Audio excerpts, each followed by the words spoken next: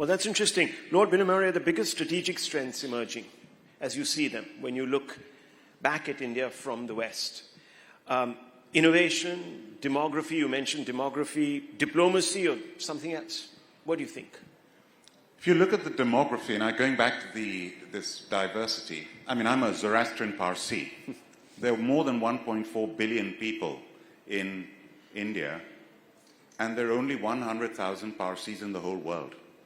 I released a book just now, written by my cousin, The Parsis of Delhi. Do you know, at no time have there been more than 800 Parsis in Delhi. And today, out of a population of 33 million. And yet that little community has produced chiefs of the army, navy, air force, MPs, the Tata Group. The first Taj Hotel of India was by the founder, Jamshedji Tata, in 1903, which we also call the Temple of Hospitality. And so the point I'm making is India allows everyone to flourish. That diversity allows any community, from as tiny as the Parsis to hundreds of millions, to actually flourish. That's the biggest strength. The next strength is the entrepreneurial spirit. The entrepreneurial spirit of India was suppressed for decades after independence. And now that entrepreneurial spirit has been unleashed. And look at it around the world. It's absolutely phenomenal. I mean, I went to one of the 7 schools I went to was the Hyderabad Public School.